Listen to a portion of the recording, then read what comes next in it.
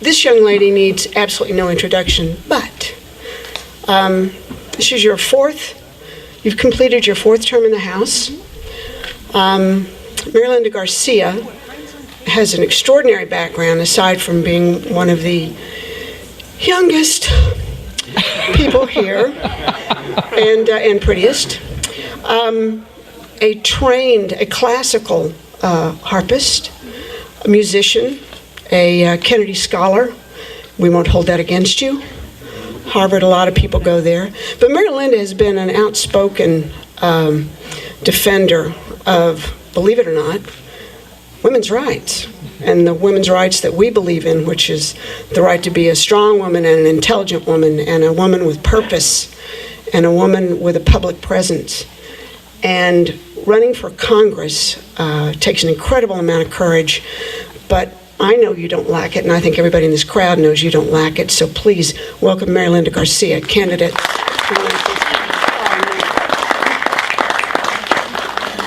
Thank you all so much. I really appreciate those kind words, Susan.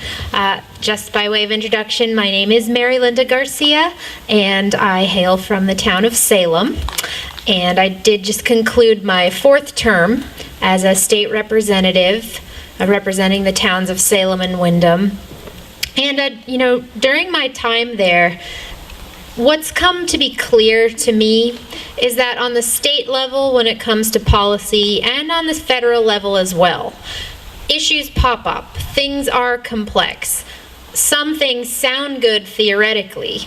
Other ones are in response to what is a sudden crisis. Look at this immigration situation.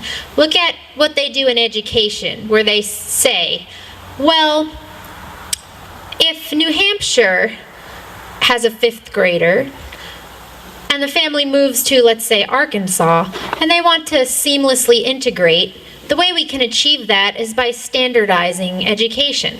Well, sure, seamless integration sounds good, but at the end of the day, what happens is if New Hampshire is ranked number 4 and the other state is ranked number 48, guess what happens? Everyone doesn't become number 4. It's that we're all reduced to the lowest common denominator.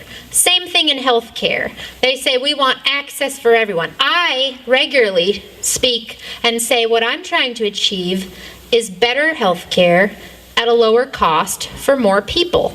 We can all get behind that. But the difference is when the federal government says, I'm going to centralize control, I'm going to compel all of you to follow what is our strict, specific mandate, we lose flexibility. We lose the power as individuals and families and communities and a state to be adaptive, to be flexible, and to make sure that our elected officials are being good stewards of the taxpayer dollars. We should be moving to an innovative, consumer-oriented system. Instead, we're moving the opposite direction. So during my time in the state legislature, I would find that no matter what the issue, at the end of the day, you need to understand your underlying principles. You need to understand the things you have sworn to uphold as an elected representative, that being the Constitution, and then those that ran on the Republican platform ought to be somewhat familiar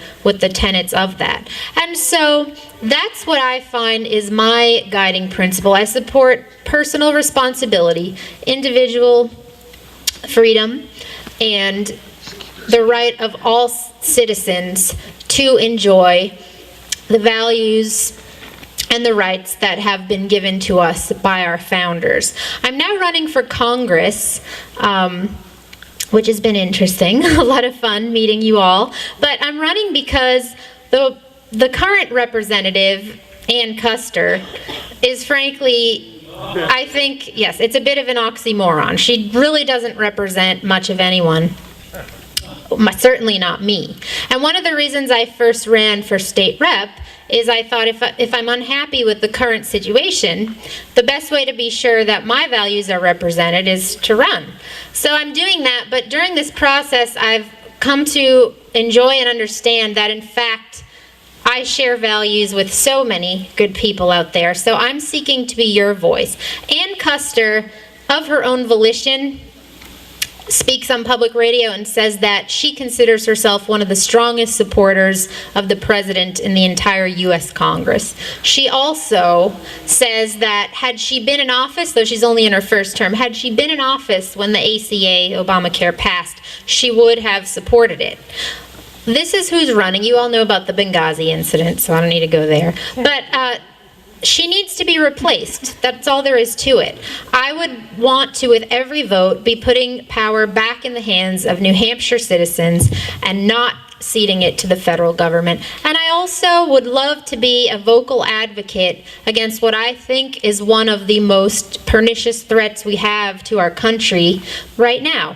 And that is that from the president through all his surrogates, Custer included, you see that these issues pop up. They say we have these inequalities. We have social inequalities, perceived, real, but they divide us by gender, they divide us by race, they divide us by socioeconomic status and demographic, and they say the way to solve all our problems and make everybody happy is to mandate equality of outcome. If we just make you all the same, you'll all be happy. And I find that what has made this country the exceptional one it is today is that we've always offered to so many and everyone equality of opportunity. That is that you, as an individual, family, a community, and then sure at the state level, you are equipped and able to make the decisions that best suit the needs of your family, and that you're able to live your life to the fullest and make the most of yourself without the government putting you into a box, squishing you down, or preventing you from living your life because of all of these ever-growing federal bureaucratic issues and regulations. And taxes. So I would love your support. My website is easily found at marilindagarcia.com. I have some young men, interns of mine, with pamphlets. I would love to see you take one of those. Please spread the word. I appreciate your support, and I hope to see you all again sometime soon. Thank you so much.